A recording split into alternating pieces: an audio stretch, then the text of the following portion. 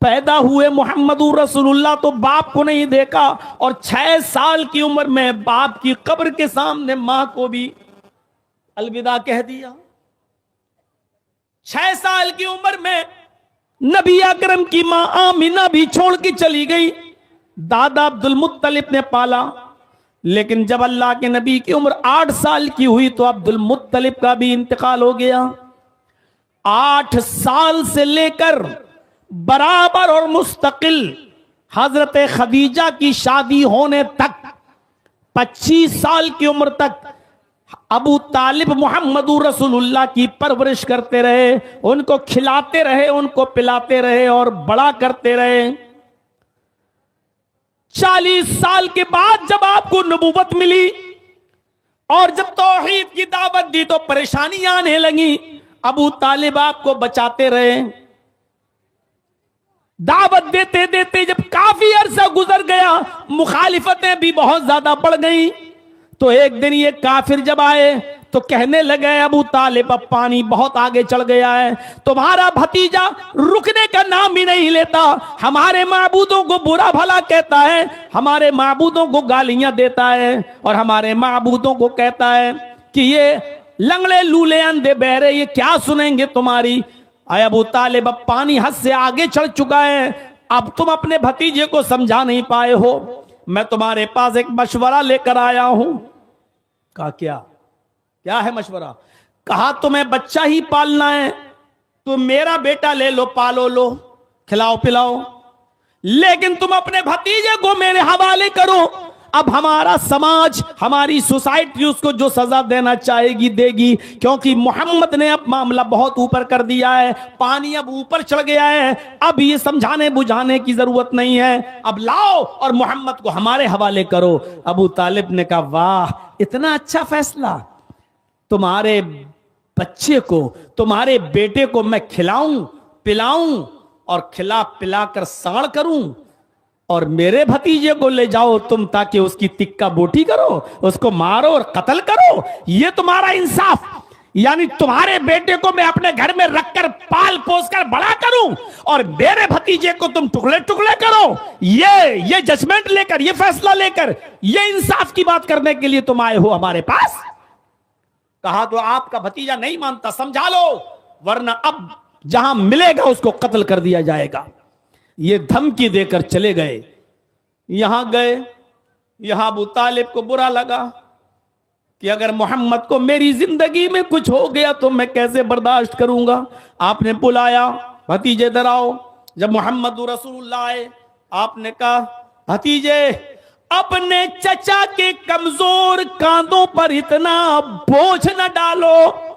आए मोहम्मद, अपने चचा के नातबा कांधों पर, कमजोर कांधों पर इतना बोझ न डालो कि मैं बर्दाश्त न कर सकूं। आज काफिर हद से आगे चढ़ गए और तुम्हें मारने की धमकी दे गए। मेरे भतीजे मेरा मशवरा मानो, इन काफिरों को उनके हाल पर छोड़ दो, करने दो जो कर रहे हैं, तुम अपना काम करो, छोड़ दो उनको उनके हाल पर, मत बुरा भला कहो। अल्लाह के नबी समझ गए कि मेरे चचा अब मेरी मदद नहीं करना चाहते हैं, धमकी मिली हुई है, तो कहा कि अरे चचा जान, आप अगर मेरी मदद नहीं करना चाहते तो मत करिए, आज से आप अपना हाथ मेरे सर से हटा लीजिए, कोई बात नहीं, लेकिन मैं उस दावत से नहीं रुक सकता जो अल्लाह ने मुझे देकर भेजा है। ला इलाहा इल्लल्लाह की दावत मैं दूंगा। आए चचा, अगर ये काफिरी ने मक्का सूरज लाए और दाहिने हाथ पे ला कर रख दें और चांद ले आए और बाएं हाथ पे ला के रख दें, ये इनके लिए आसान हो सकता है। अरे सूरज को उखाड़ना आसान काम है क्या? 9.5 करोड़ 30 लाख मील की बुलंदी पर है ये सूरज, इसको कोई उखाड़ के ला सकता है? लेकिन अल्लाह के नबी ने कहा, अगर ये सूरज उखाड़ के भी ले आए और दाहिने हाथ पे रख दें और चांद उखाड़ के लाएं और बाएं हाथ पे रख दें, यानी जो काम नामुमकिन है लेकिन इन काफिरों के लिए काम आसान हो सकता है, कर रहे हैं, लेकिन ये आसान नहीं कि मैं दीन की दावत छोड़ दूं और मैं ला इलाहा इल्लल्लाह की तबलीग छोड़ दूं, मुझसे ये नहीं हो सकता। आप हाथ हटाना चाहते हैं तो हटा लो। ये कहकर आप चल दिए। अबू तालिब ने आवाज दी, यब्नाखी, आए मेरे भाई के बेटे, यानी आए भतीजे, इधर आओ। जी बोलो, कहिए। तेरी आंख में मैं आंसू नहीं देख सकता। तुझे तेरे रब ने, तुझे तेरे अल्लाह ने, तुझे तेरे परवरदिगार ने जो दावत दीन देकर भेजा, तू उसको पूरा कर। तू लोगों को तौहीद की दावत दे।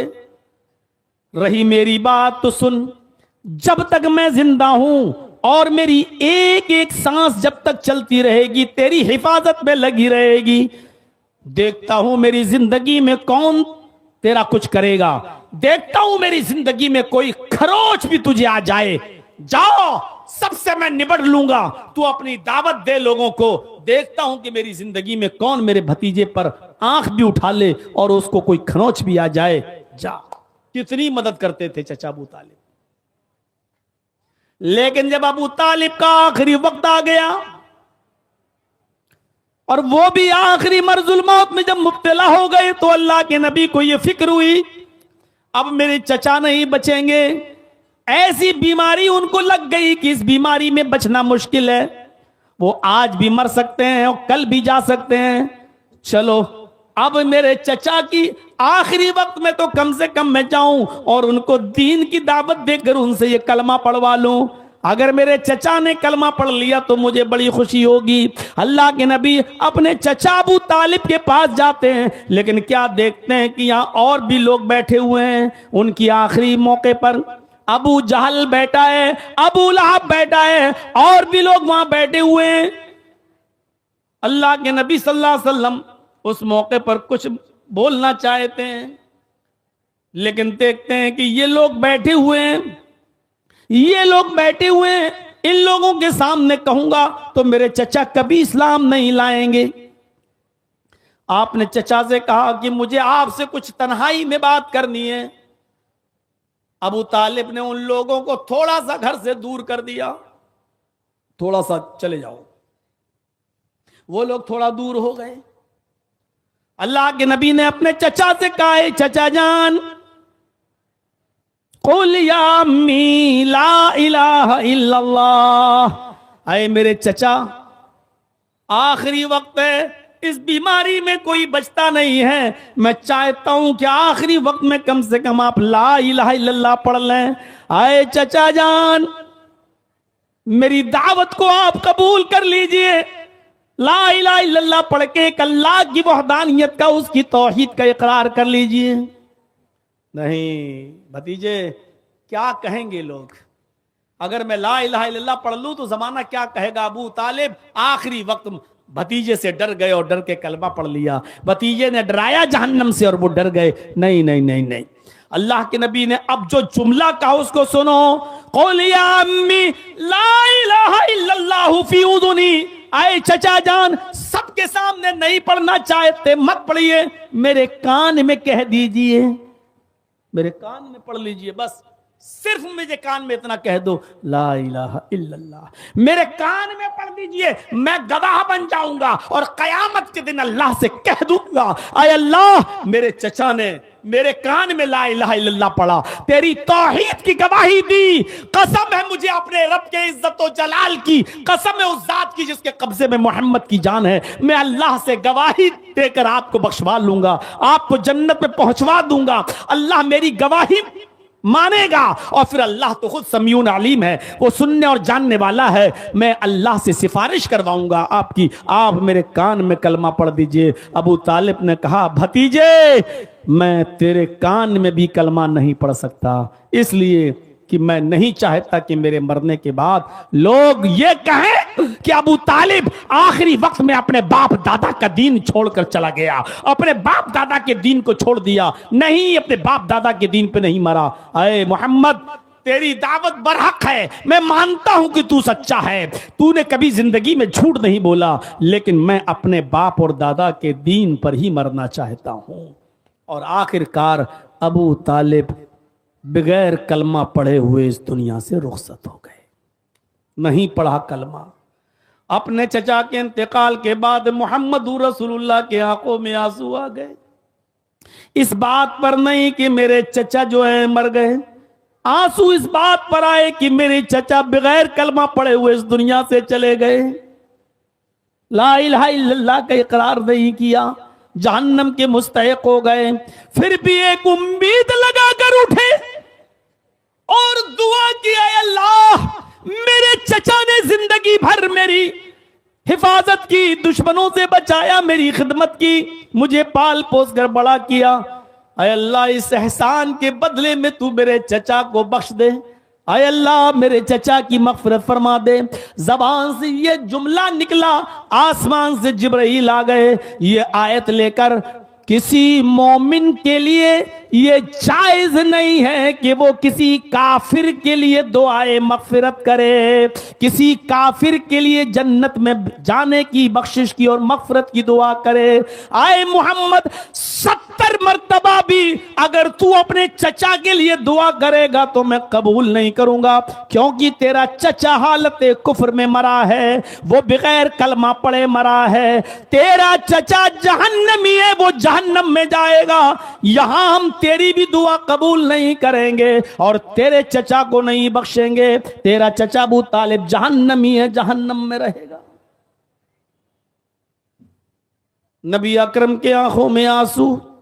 हाँ, फिर अल्लाह ने इतना जरूर यकीन दिलाया, आए मोहम्मद इब्ने अब्दुल्ला, आए मेरे महबूब, आए मेरे हबीब, तेरा चचा जाएगा तो जहन्नम में, लेकिन तेरी दुआ के नतीजे में, तेरे दुआ के समरात में हम इतना जरूर करेंगे तेरे चचा के साथ कि हम उनको जहन्नम में सबसे हल्का अजाब देंगे, क्योंकि उसने जिंदगी भर तेरी सेवा की, जिंदगी भर तुम्हारी खिदमत की, जिंदगी भर तुम्हारा साथ दिया, उसका इनाम इतना जरूर कर दे देंगे कि हम जहन्नम में सबसे हल्का अजाब देंगे। अब जहन्नम का सबसे हल्का अजाब भी तो बड़ा खतरनाक है। इन्ना अहवना लिन्नार अज़ाबन यौमल क़ियामा लरजुलन युज़अ फी अख़मस क़दमैहि जमरतान। जहन्नम का सबसे हल्का अजाब ये है कि इंसान के दोनों पैरों के तलवों के नीचे आग की 2 चिंगारी रख दी जाएगी। चूल्हे से कभी लकड़ी डालते चिंगारी उठती है ना, चिंगारी हल्की सी उठी और फूट गई।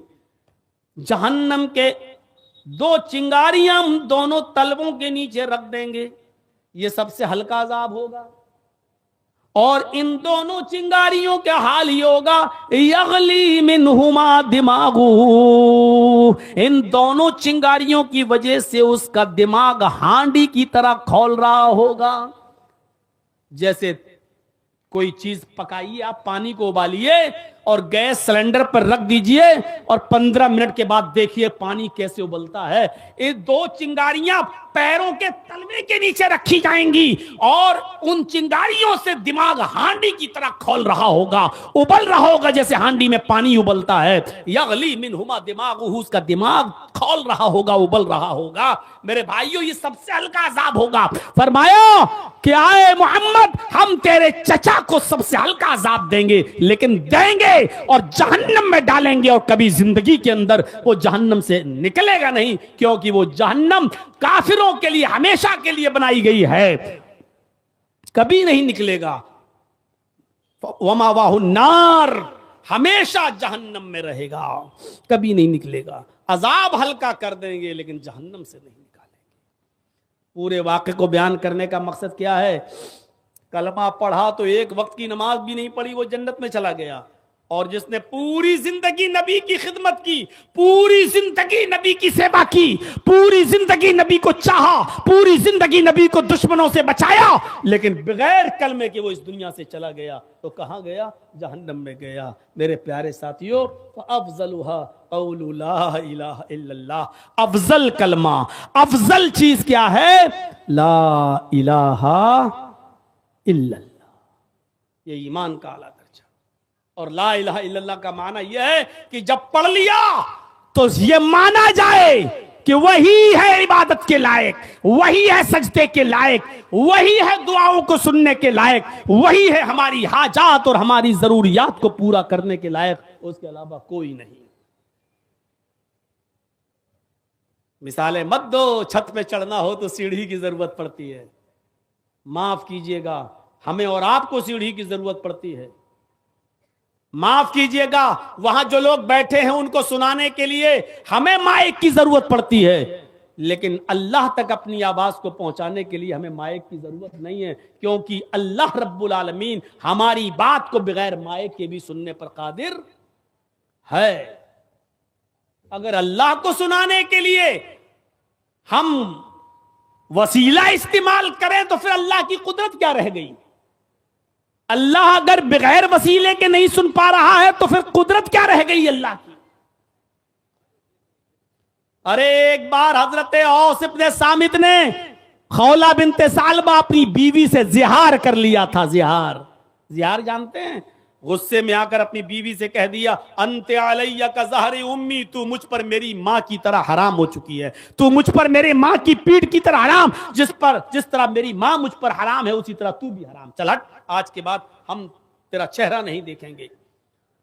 और थोड़ी देर के बाद गुस्सा ठंडा हो गया तो कहते हैं कि खौला ये मुझसे क्या हो गया, ये तो बहुत बड़ी गलती हो गई, ओफो ये क्या हुआ। लेकिन अरब के अंदर यह भी तलाक की एक शक्ल मानी जाती थी। अब तुमने अपनी बीवी को यह तो नहीं कहा कि मैंने तलाक दी, लेकिन यह कह दिया कि मुझ पर मेरी मां की तरह हराम, तो इसका मतलब यह हुआ कि अब तुम अपनी मां से नहीं मिल सकते थे। यह अरब के अंदर यह दस्तूर था। अल्लाह के नबी सल्लल्लाहु अलैहि वसल्लम के पास भी कोई अहकाम नाजिल नहीं हुए थे कि आप उसका कोई रास्ता निकालते। इसलिए औस इब्ने सामित ने अपनी बीवी खौला बिनते सालबा को मुहम्मदुर रसूलुल्लाह के पास भेजा, जाओ और नबी अकरम सल्लल्लाहु अलैहि वसल्लम से कहना हमारे और तुम्हारे दरमियान कोई रास्ता निकाल दे। खौला बिनते सालबा मदीने में मस्जिद नबवी के से लगे हुए हजरत आयशा की हुजरे को दस्तक देती है। हजरत आयशा ने दरवाजा खोला, खौला ने सलाम किया, आयशा ने जवाब दिया वालेकुमुस्सलाम। खौला ने कहा कि मैं अल्लाह के रसूल से मिलने के लिए आई हूं। हजरत आयशा ने इजाजत दी और वो नबी अकरम से बातें करने लगी। खौला बिनते सालबा अपना वाकया बयान कर रही हैं, अय अल्लाह के नबी, मेरे शौहर ने मुझे अपने ऊपर अपने माँ की तरह हराम कर लिया है, मेरे लिए कोई रास्ता बताओ, कोई रास्ता निकालो। अल्लाह के नबी कहते हैं खौला मेरे पास कोई रास्ता नहीं है, तुम अपने शौहर के लिए हराम हो चुकी हो, तुम उनसे दूर रहो। कहा अल्लाह के नबी अगर आप रास्ता नहीं निकालेंगे तो कौन निकालेगा? फरमाया आए खौला, जब अर्श वाले ने कोई रास्ता नहीं बताया तो मैं कैसे बता दूं? मेरी तरफ से कोई रास्ता नहीं है, तुम अपनी शौहर के लिए हराम हो चुकी हो। उसने जिद की, अल्लाह के नबी ने भी इनकार किया, उसने बार बार कहा, लेकिन नबी ने भी बार बार मना कर दिया कि मेरे पास कोई रास्ता नहीं।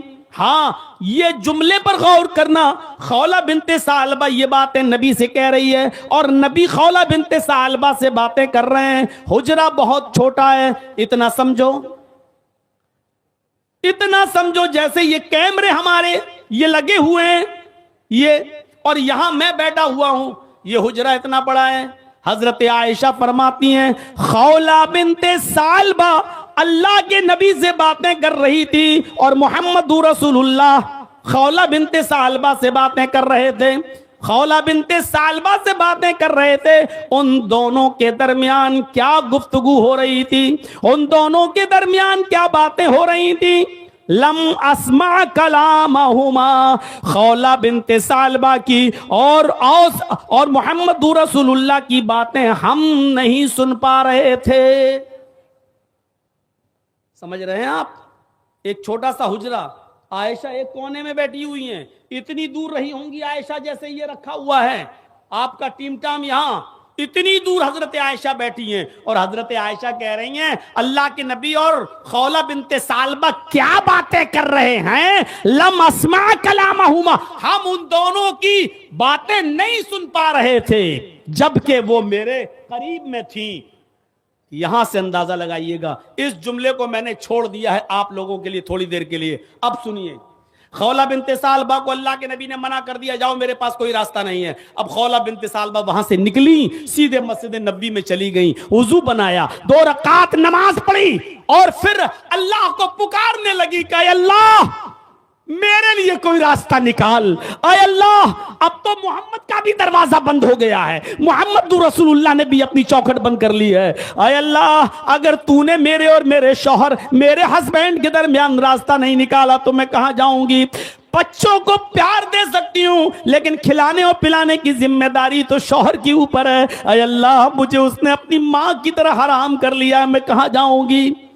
अभी वो दुआ कर रही थी, अभी वो अल्लाह को पुकार रही थी, अभी वो अल्लाह से गुफ्तगू कर रही थी, अभी अपनी शिकायत अल्लाह से कर रही थी कि अल्लाह ने जिब्राइल को भेज दिया और जिब्राइल मोहम्मद रसूलुल्लाह के पास आ गए।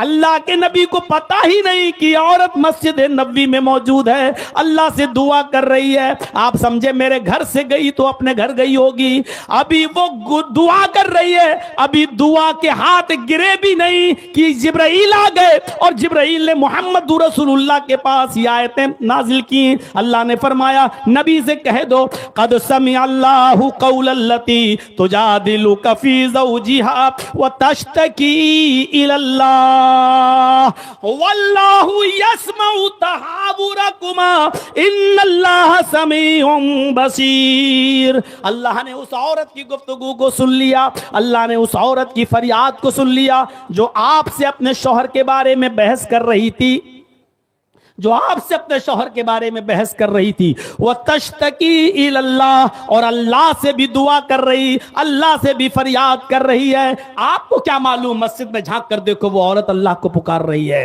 वल्लाहु यस्मउ तहावुरकुमा, और अल्लाह तुम दोनों की गुफ्तगू को सुन रहा था, अल्लाह तुम दोनों की गुफ्तगू को सुन रहा था। कितनी बुलंदी से, कितनी बुलंदी से। और हजरत आयशा कह रही हैं वो दोनों क्या बातें कर रही हैं, मैं अपने हुजरे में, अपने कमरे में उन बातों को नहीं सुन पा रही थी। यानी जो बातें हजरत आयशा तक नहीं सुन पा रही हैं, उन बातों को अल्लाह सुन रहा है आसमान की बुलंदियों पर और अर्श पर। सोचो, जब इतने करीब से हजरत आयशा जो नबी की बीवी, नबी की कुर्बत में, नबी की सोहबत में रहती हैं, जब वो नहीं सुन पा रही हैं, तो हमारी दुआओं को मनो टनो मिट्टी में है दफन होने वाले वो लोग कैसे हमारी दुआओं को सुन लेते हैं और अल्लाह तक भी पहुंचा देते हैं। समझ में नहीं आता, जब हजरत आयशा जिंदा बाहयात है तो नहीं सुन पा रही हैं, ये मरने के बाद इतनी ताकतें कहां से आ जाती हैं कि टनो और मनो मिट्टी के अंदर दफन लोग हमारी फरियादों को सुन लेते हैं। और अल्लाह कितनी बुलंदियों से सुन रहा है, आपको अंदाजा नहीं होगा। ये सूरज जो 9 करोड़ 30 लाख मील की बुलंदी पर है, यही इतना बड़ा है कि जिस दुनिया में हम और आप रहते हैं, अगर ये दुनिया पूरी लपेट कर सूरज में डाल दी जाए, ये दुनिया जिसमें हम रहते हैं अगर सूरज के अंदर फेंक दी जाए, तो सूरज के अंदर ये दुनिया की हैसियत बिल्कुल ऐसे है जैसे एक बहुत बड़ी फील्ड के अंदर एक फुटबॉल डाल दी गई हो। जैसे एक फुटबॉल एक बहुत बड़ी फील्ड के अंदर, मेरे भाइयों, ऐसे ही सूरज के अंदर ये दुनिया बिल्कुल ऐसे ही दिखाई देगी जैसे फुटबॉल पड़ी हुई है। सूरज इतना बड़ा है, फिर उसके ऊपर सितारे, फिर उसके ऊपर सैयारे, फिर उसके ऊपर कहकशाएं। एक कहकशां ऐसी है आसमान से नीचे, पहले आसमान से नीचे एक कहकशां ऐसी है कि जिसकी रोशनी को जमीन पर आने में 10 अरब साल लगते हैं। 10 अरब साल, 1 साल नहीं, 2 साल नहीं, 100 साल नहीं, 1000 साल नहीं, 1,00,000 साल नहीं, 10 लाख साल नहीं, 1 करोड़ नहीं, 1 अरब नहीं, 10 अरब साल लगते हैं। जबकि वो रोशनी 1 सेकंड में 3 लाख मील की रफ्तार तय कर रही है। तब रोशनी की रफ्तार 1 सेकंड में, 1 मिनट में नहीं, 1 घंटे में नहीं, 1 सेकंड में। आंख बंद करो खोलो बस, इतनी देर में 3 लाख मील की रफ्तार से चल रही है वो रोशनी। तब उस रोशनी को जमीन पर आने में जानते हो कितने साल लगते हैं? 10 अरब साल। साइंटिस्ट कहते हैं कि आसमान के नीचे एक कहकशां तो ऐसी है कि जिसकी रोशनी 20 अरब साल पहले आसमान से चल चुकी है। 20 अरब साल पहले आसमान से चली थी, लेकिन अभी 20 अरब साल गुजर चुके हैं और 20 अरब साल के बाद भी उसकी रोशनी जमीन पर नहीं पहुंची है। गौर कर रहे हैं भी आप? 20 अरब साल गुजर चुके हैं, लेकिन उसकी रोशनी अभी तक जमीन पर नहीं आई है। इसके ऊपर और बहुत ऊपर पहला आसमान, फिर इतना ही ऊपर दूसरा आसमान, फिर इतने ही ऊपर तीसरा आसमान, फिर इतने ही ऊपर चौथा आसमान, फिर इतने ही ऊपर पांचवा आसमान, फिर इतने ही ऊपर छठा आसमान, फिर इतने ही ऊपर सातवां आसमान, फिर सातवें आसमान के ऊपर एक समंदर, क्योंकि अल्लाह का अर्श पहले समंदर के ऊपर था, फिर सातवें आसमान के ऊपर समंदर, और फिर समंदर के ऊपर अल्लाह का अर्श, और उस अर्श के ऊपर अल्लाह। इतनी बुलंदी के बाद वो क्या कह रहा है? वल्लाहु यस्माउ तहावुरकुमा। आए मोहम्मद, मैं इतनी बुलंदी से तुम दोनों की गुफ्तगू को सुन रहा था कि इतनी नजदीकी से तुम्हारी बीवी आयशा भी तुम दोनों की बातों को नहीं सुन पा रही है। अल्लाह को किसी वसीले की जरूरत नहीं है। यह है तौहीद। अभी तो ला इलाहा इल्लल्लाह। चलिए इस पहले जुमले को अब यहीं पर खत्म करते हैं, वरना तौहीद पर भी और बोला जा सकता है। तो फअफ़ज़लुहा क़ौलु ला इलाहा इल्लल्लाह। अफजल कलमा क्या है? अफजल ईमान, अफजल दर्जा ईमान का ला इलाहा इल्लल्लाह। अब आइए दूसरे पर, वअदनाहा इमाततुल अज़ानित तरीक़। सबसे कमतर दर्जा ईमान का क्या है? रास्ते से तकलीफ दे चीज को हटा देना। मामूली मत समझो।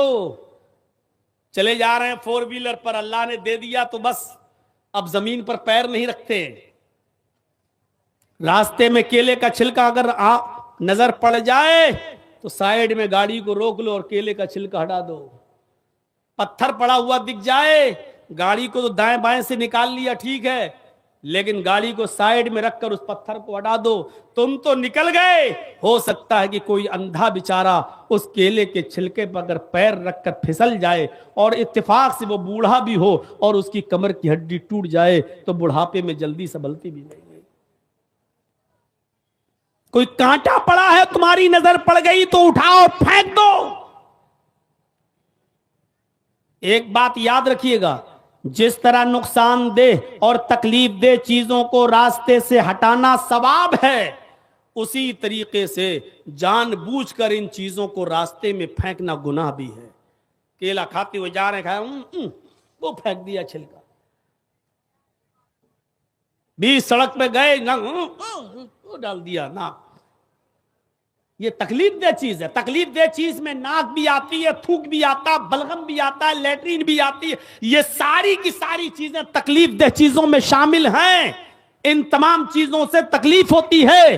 अब नाक पड़ी हुई है, हम हट रहे हैं। लेटरिन और गंदगी पड़ी हुई, हम बच के जा रहे हैं। मेरे भाइयों, ये कांटा, पत्थर, केले का छिलका, फूक, बलगम, नाक, ये सारी चीजें तकलीफ दे चीज में आती हैं। तकलीफ दे चीज में सिर्फ यही चीज नहीं आती है। बीच सड़क पे गाड़ी पार्क कर दी, खड़ी कर दी और चले गए दुकान से सौदा खरीदने के लिए। हाँ, 1 किलो दाल, 1 किलो ये, 1 किलो वो, 1 किलो वो, और यहाँ रास्ते में आपने गलत जगह पर गाड़ी खड़ी कर दी जहां लोगों को आने जाने में तकलीफ हो रही है। मेरे भाइयों, ये गाड़ी को गलत जगह पर पार्क करना भी तकलीफ देने के जुमरे में आता है। ये भी गलत है। लिहाजा ऐसी जगह गाड़ी पार्क करना जहां लोगों के आने जाने का रास्ता और तकलीफ हो रही हो, ये चीज भी गलत है। ये भी इमाततुल अज़ानित तरीक़ में आता है कि रास्ते से तकलीफ दे चीज को हटा देना।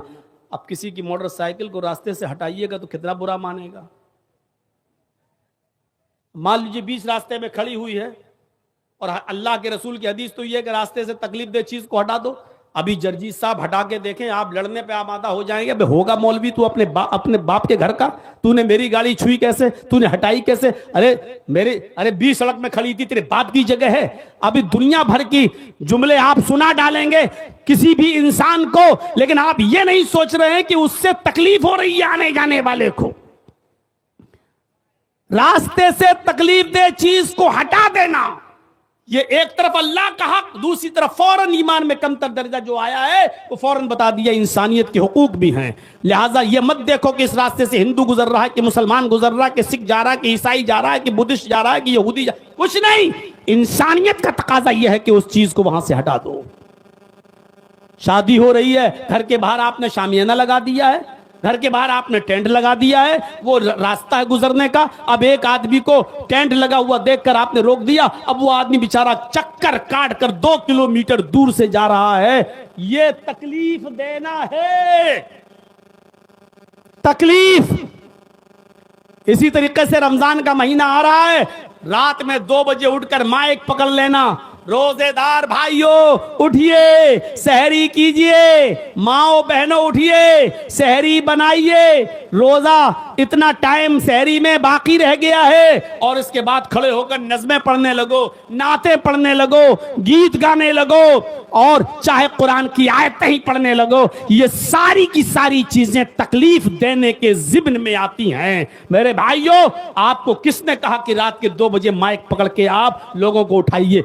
किस हदीस में लिखा है कि रमजान का रोजा रखने के लिए रोजेदारों को उठाना भी सवाब है? किसमें लिखा हुआ है? अरे रोजेदार हैं, रोजा रखिए, आप उठिए और रोजा रखिए, आप खुद इंतजाम कीजिए। आज के इस दौर में मोबाइल में अलार्म होता है, घड़ियों में अलार्म होता है, आपको मालूम होना चाहिए कि आज की सहरी का वक्त कितने बजे खत्म हो रहा है। आप उतने बजे उठिए और सहरी कीजिए। आप लोगों के ऊपर क्यों मोहताज बने हुए हैं? क्योंकि जिनको उठाया जाता है वो सिर्फ रोजेदार ही नहीं होते हैं। हदीस में आता है दूध पिलाने वाली औरत के ऊपर से रोजा माफ है। जब वो अपने बच्चे को दूध पिला चुकेगी और छुड़वाएगी, उसके बाद वो रोजा रखेगी। यानी वो बच्चा जो औरत का दूध, अपनी माँ का दूध पीता है, उसके ऊपर रोजा नहीं है। लेकिन आप जब रोजेदारों को उठाते हो तो बेचारी उन औरतों की नींद में भी डिस्टर्ब होता है जो औरतें अपने बच्चे को दूध पिला रही होती हैं। उन औरतों की नींद में भी डिस्टर्ब होता है जो औरतें हामिला हैं, जिनके पेट में बच्चा है और जिनको शरीयत ने रुख्सत दी है कि जब हमल है तेरे पेट में तो तू रोजा नहीं रख सकती, इसलिए कि खाएगी और पिएगी नहीं तो बच्चे की तंदुरुस्ती पर नहीं बनेगी और उस बच्चे को खतरा है कि कहीं वो मर न जाए पेट के अंदर, उस बच्चे की सेहत पर असर पड़ेगा। इसलिए अभी तुम रोजा मत रखो, जब तुम्हें फुर्सत हो जाए तब तुम रोजा रखना। आप जब उठाते हो तो इन औरतों की भी नींद में डिस्टर्ब होता है। एक बूढ़ा आदमी है जो रोजा नहीं रख सकता है, इतना बूढ़ा हो चुका है कि उसके ऊपर अब रोजा नहीं है, वो सिर्फ फिदिया देकर काम चला रहा है। उसका बेटा कह रहा है कि मौलाना साहब, मेरा बाप का इलाज चलता है और नींद की एक टेबलेट देना पड़ती है और मेरे बाप की दवा डिप्रान चलती है 10 mg की, जब तक मैं उसको वो दवा ना दूं मेरे बाप को नींद नहीं आती है। अब रमजान के महीने में ये लोग 2 बजे माइक पे चिल्लाने लगते हैं, जिससे मेरे बाप की नींद में डिस्टर्ब हो जाता है। वो उठ जाते हैं और उठने के बाद फिर उनको नींद नहीं आती है, फिर बेचैनी होती है, फिर वो तड़पते हैं। मेरे भाइयों, मुझे बताइए कि इस बूढ़े आदमी के ऊपर रोजा नहीं था, वो डिप्रान की टेबलेट खा के सो रहा था, आपने माइक पे चिल्ला चिल्ला कर उसको उठा दिया है। इस आदमी की तकलीफ का जिम्मेदार कौन है? मेरे भाइयों, शरीयत में हर चीज पर सवाब नहीं है कि रोजेदारों को उठा रहे हो तो सवाब। आपने रोजेदारों को तो उठा दिया, लेकिन जिनके ऊपर रोजे नहीं थे उनको भी आपने तकलीफ पहुंचाई। ये कौन है इसका जिम्मेदार? मेरे भाइयों बताइए, ये भी तकलीफ देने के जिम्न में आता है। तो इमाततुल अज़ा अनित तरीक, रास्ते से तकलीफ दे चीज को हटा देना, यह भी ईमान का एक हिस्सा है। 2 चीजें काफी। तीसरी चीज पर मैं थोड़ा सा रोशनी डालूंगा जिसका ताल्लुक हम से भी है और हमारी माँ बहनों से भी। और तीसरी चीज क्या है? वल हयाउ शुअबतुम मिनल ईमान। हया ईमान का एक शोबा है, हया ईमान का एक हिस्सा है। हया कहां चली गई आज? हया कहां रह गई आज? शर्म। और अल्लाह के रसूल की हदीस है बुखारी की, बस उस हदीस को सुन लीजिए, बहुत से मफहूम निकल जाएंगे। अल्लाह के नबी ने फरमाया, इज़ा लम तस्तही फफ़अल मा शिइता। अगर तेरे अंदर शर्म न रही इज़ा लम तस्तही, जब तेरे अंदर शर्म ही ना रही, फफ़अल मा शिता, तो जो तेरे दिल में आएगा वो काम करेगा। यानी जब इंसान के अंदर से शर्म हया निकल जाए तो इंसान जो चाहेगा वो करेगा, क्योंकि अब शर्म हया नहीं रही। देख लीजिए हमारी वो बहनें, हमारी वो बेटियां, हमारी वो लड़कियां जो कल तक कितनी शर्म हया करती थी, जिनके खूबसूरत गालों को आसमान की निगाहों ने भी कभी नहीं देखा था, लेकिन आज जब वेस्टर्न कल्चर से मुतासिर होकर, जब पश्चिमी सभ्यता से मुतासिर होकर, जब मगरबी तहजीब से मुतासिर होकर, जब हमारी लड़कियों ने अपने सरों से दुपट्टे तक उतार दिए हैं, ये तो छोड़ो, शॉर्ट कपड़े जब अपनाना शुरू किए हैं, ये भी छोड़ो, तो आप इंस्टाग्राम पर चले जाइए और टिकटॉक पर चले जाइए तो आप देख लीजिए कि हमारी बहनों और बेटियों के कपड़े भी उतर चुके हैं, दुपट्टे भी उतर चुके हैं, और किस तरीके से डांस कर करके वो अपनी वीडियो बना रही हैं। हमें नहीं मालूम आपके झारखंड का हाल क्या है, हमें नहीं मालूम कि आपके पाकुड़ की लड़कियां क्या कर रही हैं, हमें नहीं मालूम कि साहिबगंज और गुड्डा की बच्चियां क्या कर रही हैं। आओ हमारे लखनऊ की तरफ आइए, हम आपको दिखाएं कि बड़े बड़े हाजियों, बड़े बड़े नमाजियों और बड़े बड़े मौलवियों और बड़े बड़े कारियों की लड़कियां कॉलेजेस और यूनिवर्सिटी से पढ़ने के बाद अपने घरों में इंस्टाग्राम पर रील बना बना के डाल रही हैं, जिनके बाल कटे हुए हैं, दुपट्टे उतरे हुए हैं, सीने खुले हुए हैं, शॉर्ट कपड़े हैं, चुस्त लिबास पहने हुए हैं। मेरे प्यारे साथियों, जब बेशर्मी ने, बेहयाई ने जब मुल्ला और मौलवियों के घरों तक में डाके डालना शुरू कर दिए हैं और सेंध लगा दी है, और हाजी और नमाजियों की लड़कियां भी जब इस हद तक और इस दहलीज पर पहुंच चुकी हैं, तो औरों की मिसालें हम आपको क्या दें और औरों की मिसालें हम कहां तक आपको दें। मेरे भाइयों, अंदाजा लगाइए आप। इसीलिए अल्लाह के नबी ने फरमाया, इज़ा लम तस्तही फफ़अल मा शिता, जब तेरे अंदर से शर्म हया ही नहीं रही तो जो भी तेरे दिल में आएगा वो तू करेगा। वरना शर्म हया तो वो चीज थी, शर्म हया तो वो चीज थी कि अल्लाह के रसूल ने औरतों से क्या कहा है, जरा तसव्वुर करें आप।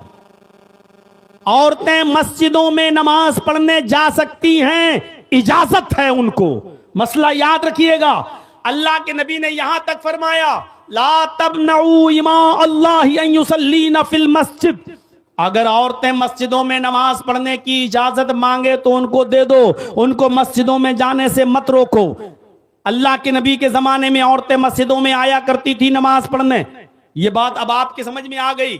अब जो चीज बताने जा रहा हूं उसका ताल्लुक शर्म हया से है। देखिए, औरतें मस्जिदों में अल्लाह के नबी के जमाने में जाया करती थी, नबी के पीछे नमाज पढ़ा करती थी, ये सब सही है।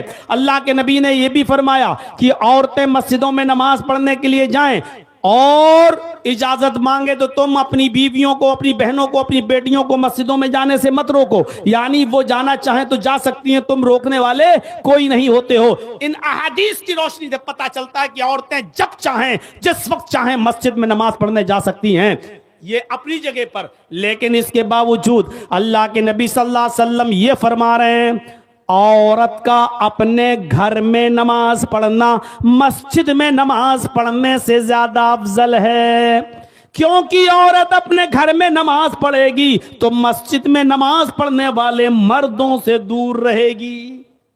अब यहां से अंदाजा लगाइए, औरत मस्जिद में जा सकती है, बल्कि जाती थी, नबी के पीछे भी नमाज पढ़ती थी। और अल्लाह के नबी ने जब ये फरमाया कि औरतों का अपने घर में नमाज पढ़ना ज्यादा अफजल है, इसके बावजूद भी औरतें मस्जिद में जाया करती थी, क्योंकि अल्लाह के नबी ने मना नहीं किया है, इजाजत है। लेकिन नबी का फरमान ये कि औरतें अगर मस्जिद में नमाज पढ़ने जाना चाहें तो जाएं, लेकिन नबी ने यह भी कह दिया कि औरत का अपने घर में नमाज पढ़ना मस्जिद में नमाज पढ़ने से ज्यादा अफजल है। उसके बाद फरमाया, औरत का अपने घर के आंगन में नमाज पढ़ना, औरत का अपने घर के आंगन में नमाज पढ़ना ज्यादा अफजल है। फिर फरमाया कि घर के आंगन के अंदर एक बरामदा होता है, आंगन तो खुला हुआ हो गया, घर में घुसे आंगन में नमाज पढ़े ये ज्यादा बेहतर है। औरत घर के आंगन में नमाज पढ़े तो ये मस्जिद में नमाज पढ़ने से ज्यादा बेहतर है। फिर फरमाया औरत बरामदे में नमाज पढ़े तो घर के आंगन में नमाज पढ़ने से ज्यादा बेहतर है। फिर फरमाया कि औरत अपने बेडरूम में जहां वो अपने शौहर के साथ सोती है, जो बंद कर लिया जाता है रात में सोते वक्त, अगर वो अपने उस कोठे में उस कमरे में नमाज पढ़े तो ये नमाज कमरे की कोठे की नमाज बाहर के आंगन और बरामदे की नमाज से बेहतर है, उससे ज्यादा अफजल है। इसलिए कि औरत इन तमाम सूरतों में मर्दों से दूर रहती है, और जब वो घर के कमरे में कोठे में नमाज पढ़ेगी तो वो मर्दों से सबसे ज्यादा दूर रहेगी, क्योंकि घरों में भी तो आना जाना लगा रहता है। कभी चचा का बेटा चला रहा है, कभी खाला का बेटा चला रहा है, कभी फूफी का बेटा चला रहा है, आप इनको रोक तो नहीं लेते हो। तो इसीलिए कहा औरत का अपने कमरे में अपने बेडरूम में नमाज पढ़ना घर के बरामदे में नमाज पढ़ने से ज्यादा अफजल है। मेरी माओ मेरी बहनों सुनो, अल्लाह के नबी ने कितनी बड़ी बात कही है, यानी औरत मर्दों से जितना ज्यादा दूर रहेगी उतना ज्यादा बेहतर है। ये शर्म थी, ये हया बताई है औरत की जनाब मुहम्मदुर रसूलुल्लाह सल्लल्लाहु अलैहि वसल्लम ने। मस्जिद में नेक लोग और मुत्तकी लोग आते हैं, लेकिन इसके बावजूद फरमाया कि उन मर्दों से भी दूर रहो तो ये ज्यादा अफजल है। जबकि मस्जिदों में कितना भी बड़ा कोई गुनाहगार हो और कितना भी बड़ा कोई पापी और कबाबी हो, लेकिन किसी भी लड़की को लेकर वो मस्जिद में तो गलत काम नहीं कर सकता है। मस्जिद का अदब और एहतराम इतना तो मुसलमानों के दिल में बाकी है कि वो किसी भी औरत या लड़की के साथ मस्जिद में तो गलत काम नहीं कर सकता है। तो मेरे भाइयों, इसके बावजूद अल्लाह के नबी कह रहे हैं यानी औरत सबसे ज्यादा सुरक्षित, सबसे ज्यादा महफूज है मस्जिद में, लेकिन फिर भी अल्लाह के नबी ये कह रहे हैं कि औरत का घर में नमाज पढ़ना मस्जिद में नमाज पढ़ने से बेहतर है। इसका मतलब यह है कि मर्दों के दिल में उठने वाले शैतानी ख्यालात और वसवसों से औरत को इतना महफूज होना चाहिए कि वो मस्जिदों में भी जाए तो ये सोच के जाए कि किसी के दिल में ये ख्यालात आ सकते हैं, और शैतान तो हर किसी के साथ लगा हुआ है। आप अंदाजा लगाइए। अल्लाह के नबी ने फरमाया अगली सफ, जमात हो रही है ना, जमात, अल्लाहू अकबर, जमात, पहली सफ का सवाब इतना ज्यादा है, पहली सफ में नमाज पढ़ने का सवाब इतना ज्यादा है कि अल्लाह के नबी फरमाते हैं अगर किसी को अगली सफ का सवाब मालूम हो जाए, किसी को पहली सफ का सवाब पता चल जाए कि कितना है, तो पहली सफ में आने के लिए वो लड़ेगा, झगड़ा करेगा, और जब मस्जिद में आएगा तो कहेगा मुझे पहली सफ में जाना है। यहां तक कि कुरानदाजी की नौबत आ जाएगी, पर्चियां फेंकने की नौबतें आ जाएंगी, पर्चियां डालने की नौबतें आ जाएंगी। ये पहले सफ का सवाब है। सारे सहाबा चाहते थे कि हम पहली सफ में नमाज पढ़ें, हम नबी के पीछे नमाज अदा करें, ये पहली सफ का सवाब बताया है। लेकिन अल्लाह के नबी ने ये मर्दों के लिए फरमाया है, औरतों के लिए देखिए क्या हुक्म है। नबी के जमाने में भी औरतें मस्जिदों में नमाज पढ़ने आती थी, नबी नमाज पढ़ा रहे हैं, नबी के पीछे सहाबा की जमात लगी हुई है, 5 सफ 7 सफ सहाबा की लगी है, उसके बाद पर्दा पड़ा हुआ है। उस जमाने में डबल और ट्रिपल मंजिल कहां होती थी मेरे भाइयों, एक ही मस्जिद को लंबा चौड़ा कर दिया जाता था। जब 5 सफ़ें 7 सफ़ें मर्दों की लग गई, उसके बाद पर्दा पड़ जाता था, और पर्दे के पीछे फिर औरतों की जमात हुआ करती थी। अब इस मौके पर भी अल्लाह के नबी फरमाते हैं खैरु सुफूफिर रिजाली अव्वलुहा व शर्रुहा आखिरुहा, मर्दों की पहली सफ सबसे अफजल है सवाब के एतबार से, और पिछली सफ, मर्दों की पिछली सफ सबसे बुरी सफ है सवाब के एतबार से।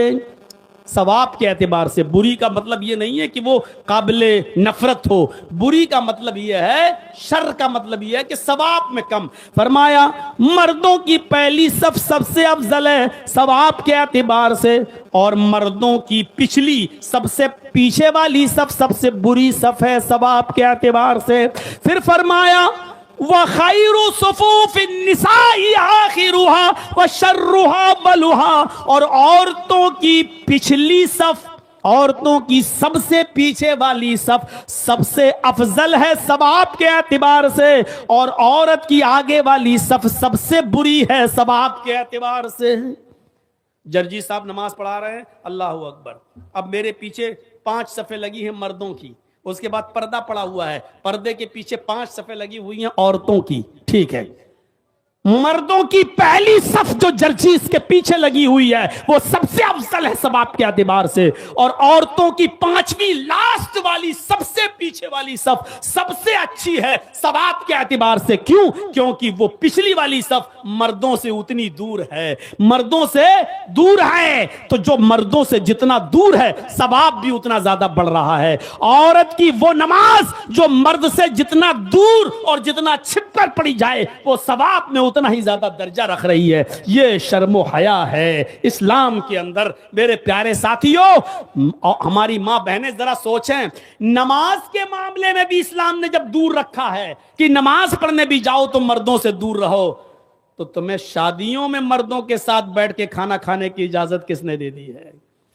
कॉलेजेस में और यूनिवर्सिटीज में हमारी एक इंटर क्लास की लड़की, इंटरमीडिएट की लड़की, 12वीं क्लास की लड़की को एजुकेशन में बैठेगी, 10 क्लास में पढ़ने वाली लड़की लड़कों के साथ क्लास में बैठ के पढ़ेगी, और कॉलेज की कैंटीन में दोनों लड़के और लड़कियां चाय पिएंगे। गौर करो मेरे भाइयों, इस हदीस की रोशनी में जमाना कहां जा रहा है मुझे इससे मतलब नहीं, आपने मुझे यहां कुरान और हदीस सुनने के लिए बुलाया है, वो सुनिए। जब मस्जिद में भी औरत की पिछली सफ सबसे ज्यादा बेहतर है क्योंकि वो मर्दों से दूर है, तो जब मस्जिद के अंदर इजाजत नहीं है कि मर्द के करीब जाइए, तो शादियों में, कॉलेजेस में, होटलों में, यूनिवर्सिटीज के अंदर और बाजारों में मेरे भाइयों कहां से जायज हो जाएगा? ये सोचने वाली बात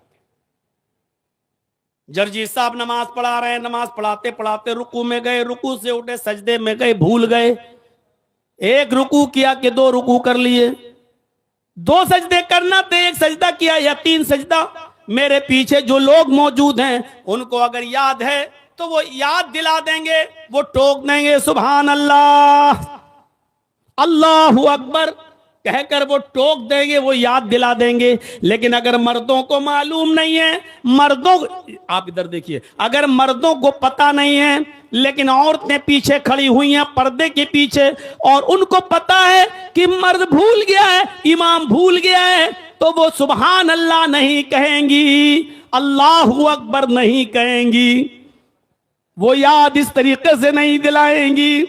देख रहे हैं, सुभान अल्लाह इस जुमला कहने से जमीन और आसमान नेकियों से भर जाते हैं, अल्हम्दुलिल्लाह कहने से जमीन और आसमान नेकियों से भर जाते हैं। लेकिन इतना प्यारा जुमला भी उन औरतों को अपने मुंह से निकालने की इजाजत नहीं है जोर से, बल्कि वो अपने इमाम को याद दिलाने के लिए किस तरीके से ताली बजाएंगी, यानी पीछे हैं और इमाम को याद दिलाने के लिए इस तरीके से ताली बजाएंगी, और ताली की आवाज सुनकर इमाम को पता चल जाएगा कि मैं भूल गया हूं। ये औरत की शर्म हया है कि अगर इमाम भूल जाए तो अपने इमाम को याद दिलाने के लिए वो अपनी जबान से सुभान अल्लाह, अल्लाहु अकबर भी ना कहे, क्योंकि औरत की आवाज का भी पर्दा है। हो सकता है कि कोई दिल जला, कोई मन चला, उसकी स्वीट और मीठी और सुरीली आवाज पर फिदा हो जाए और फिर वो उसका पीछा करने लगे, फिर वो उसका ताक़ुब करने लगे।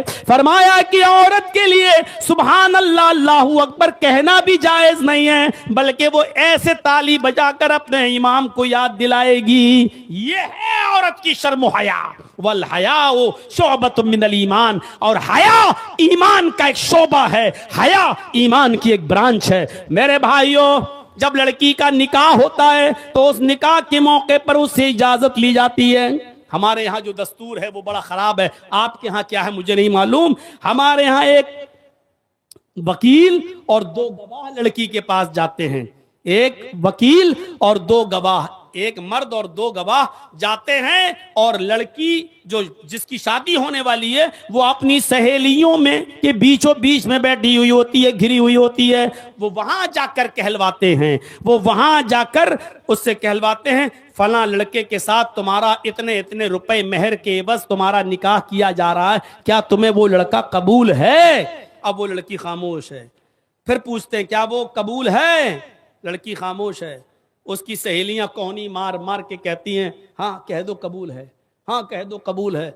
वो बेचारी बड़ी मुश्किल से जब कहती है कबूल है, तब ये वकील उन गवाहों से पूछता है तुमने सुना? वो गवाह गई इसलिए है, तुमने सुना? कहा नहीं सुना। तो फिर उससे जोर से कहलवाया जाता है और वो लड़की कहती हाँ मुझे कबूल है। तब सुना कि हाँ सुना, ठीक है। अब दस्तखत कराए जाते हैं लड़की से। ऐसे ऐसे जाहिल पैदा हो गए हैं जो लड़की से जबरदस्ती सुना सुना सुना है और कहलवाते हैं। औरत की शर्म हया, लड़की की शर्म हया को बयान करते हुए अल्लाह के नबी ने अब कहा कि शादी और निकाह, लड़के के निकाह से पहले लड़की से इजाजत ली जाएगी। लड़की का निकाह नहीं होता है, अल्हम्दुलिल्लाह नहमदु व नस्तईन नहीं पढ़ा जाता है, सिर्फ इजाजत ली जाएगी। और इजाजत लेने के लिए जरूरी नहीं है कि शादी वाले दिन ही इजाजत ली जाए। आप 2-4 दिन पहले भी पूछ लीजिए, देखिए भाई बारात आने वाली है, लोग आने वाले हैं, है? लड़की की माँ पूछ ले, लड़की का वली अरे बाप पूछ ले, भाई पूछ ले, देखो बहन कोई मामला हो तो पहले बता देना है। और लड़की अगर मना कर दे तब ठीक है, लेकिन कह दे नहीं नहीं कोई बात ये हो गई। फरमाया लड़की से एक बार पूछो फला के साथ तुम्हारा रिश्ता तय हो रहा है, क्या तुम्हें वो लड़का पसंद है? इजाजत है तुम्हारी? तब तो मैं निकाह का पैगाम दूं, उसको बुलाऊं, बारात वगैरह आए। कहा अगर वो खामोश हो जाए, अल्लाह के नबी ने फरमाया तो उसकी खामोशी को ही उसकी इजाजत माना जाएगा। इज़्नुहा सिमातुहा। हमारे बाज़ उलमा ने लिखा है कि शादी वाले दिन ऐसा होता है लड़की के कपड़े लड़के वाले के पास जाते हैं और लड़के वालों की तरफ से कपड़े लड़की के पास आते हैं। यानी लड़का लड़की को कपड़े भेजता है और लड़की वाले लड़के को कपड़ा भेजते हैं। अगर शादी वाले दिन लड़की ने लड़के की तरफ से आए हुए कपड़ों को पहन लिया, शादी वाले दिन लड़की ने लड़के वालों की तरफ से आए हुए कपड़ों को खुशी खुशी पहन लिया, तो इसी को इजाजत समझा जाएगा। अब लड़की से पूछने की भी जरूरत नहीं है कि तुमने निकाह कबूल किया कि नहीं किया है, क्योंकि उसने खुशी खुशी कपड़े पहन लिए। इसका मतलब यह है कि वो लड़की शादी के लिए तैयार है, यही उसकी इजाजत है। इज़्नुहा सिमातुहा, उसकी खामोशी ही उसकी इजाजत है। ये शर्म हया बताई है लड़की की, यहां जबरदस्ती। अब लड़कियों में इतनी शर्म हया है कि कह दो खामोश हो जाए तो उसकी इजाजत मान लो। आज के इस दौर में खामोश हैं। अभी भी जाइए तो रात के 2:25 हो रहे हैं, अभी भी कहीं ना कहीं चौंचे चल रही होंगी, बातें देख लीजिए जाकर। अभी भी ऐसे मोबाइल से मोबाइल ये सब हो रहा होगा। अभी भी इस रात के 2:30 बजे भी मेरे भाइयों और यारियत का माहौल होगा। रात के 2:30 बजे भी लगे हुए होंगे और गुडुरगू जैसे कबूतर चौंचे लड़ाता है, उस तरीके से यह माहौल हो चुका है। जबकि लड़की की शर्म हया का ख्याल तो अल्लाह के नबी ने यह कहा कि शादी के दिन भी अगर वो खामोश हो जाए तो समझ लो कि यही उसकी इजाजत है। ये था 2:30 बज गया है। 1:45 से लेकर 2:30 तक 1.25 घंटा, मैं 1.5 घंटा सोच के आया था। 1.25 घंटे का खिताब काफी है। मेरे प्यारे साथियों, ईमान की अफजल बुनियाद और अफजल दर्जा ला इलाहा इल्लल्लाह, जो तफसीली आपने सुना, रास्ते से तकलीफ दे चीज को हटा देना, ये आपने सुना। और हया शर्म, ये औरत का लिबास और ये ईमान का हिस्सा। ये ईमान के 3 दर्जे हमें और आपको अपने अंदर पैदा कर लेना चाहिए। अल्लाह से दुआ है कि बारे इलाह हमारे अंदर तौहीद पैदा फरमा दे। अल्लाह हमें इंसानियत की खिदमत करने की तौफीक अता फरमा। अल्लाह